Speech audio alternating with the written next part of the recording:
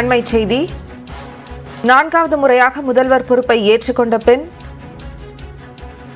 ஆந்திராவின் முதல்வர் சந்திரபாபு நாயுடு அதிரடி முடிவுகளை வெளியிட்டிருக்கிறார். குறிப்பாக ஆந்திராவில் ஜெகன்மோகன் ரெட்டி ஆட்சியில் கொண்டுவரப்பட்ட நில உரிமை தொகை நில சட்டத்தை ரத்து செய்து கோப்புகளில் கையெழுத்திட்டிருக்கிறார். இது குறித்த கூடுதல் விவரங்களோடு செய்தியாளர் புஷ்பராஜ் இணைப்பில் இருக்கிறார். பேசுவோம். புஷ்பராஜ், முக்கியமாக என்னென்ன விஷயங்களில் கையெழுத்திட்டிருக்கிறார் ஆந்திர முதல்வர் சந்திரபாபு நாயுடு? விவரங்கள்.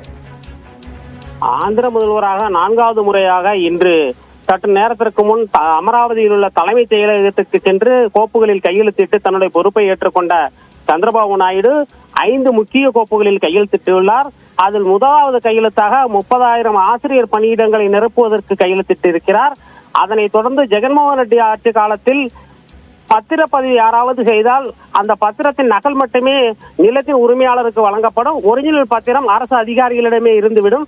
இதனால் பல்வேறு பிரச்சனைகள் ஏற்பட்டு வந்தன. எனவே அந்த சட்டத்தை லேண்ட் டைட்டில் ஆக்ட் என்ற பெயரில் கொண்டு வரப்பட்ட அந்த சட்டத்தை ரத்து செய்தும் முதியோர் உதவித்தொகை தற்போது ஆந்திராவில் 3,000 ரூபாய் வழங்கப்படும் நிலையில் அதனை மாதம் 4,000 ரூபாய் அதிகரித்தும் இலவச குறைந்த விலையில் மானிய விலையில் உணவு வழங்கும் அண்ணா கேண்டீன்களை ஆந்திராவில் மீண்டும் திறக்க அனுமதி அளித்தும் திறன் மேம்பாட்டு கழக பிரிவுகளை ஆந்திராவில் துவக்குவதற்கு அனுமதி அளித்தும் மொத்தம் 5 கோப்புகளில் சந்திரபாபு நாயுடு இன்று கையெழுத்திட்டுள்ளார்.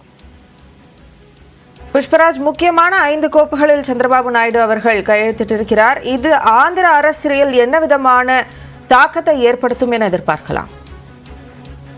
ஆசிரியர் பணியிடங்களுக்காக ஆசிரியர் தேர்வுகள் எழுதி வேலை வாய்ப்புக்காக காத்திருந்த ஏராளமானோர் பணியிடங்களை காலியாக இருக்கும் ஆசிரியர் பணியிடங்களை நிரப்ப வேண்டும் என்று கடந்த 5 ஆண்டுகளாகவே அரசிடம் முறையிட்டு வந்தனர்.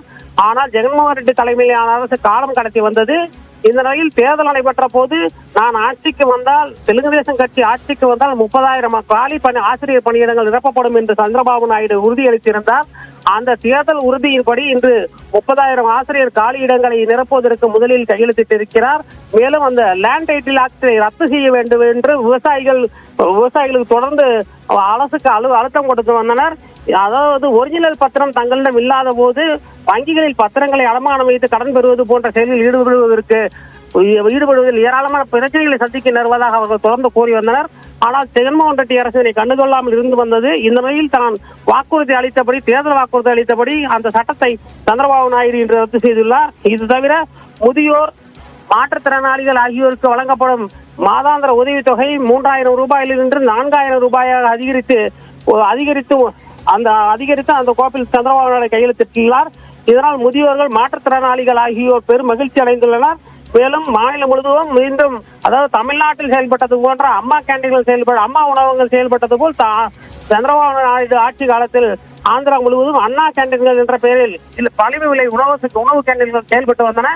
அவை மூடப்பட்ட நிலையில் மீண்டும் அந்த கேண்டீன்களை திறக்க சந்திரபாபு நாயுடு அனுமதி அளித்திருக்கிறார். இதனால் ஏழைகள், அதுபோன்ற மலிவு விலை உணவக சேவைகளை நம்பி இருந்த ஏழைகள் பெரும் மகிழ்ச்சி அடைந்துள்ளனர். விவரங்களை வழங்கியதற்கு நன்றி புஷ்பராஜ்.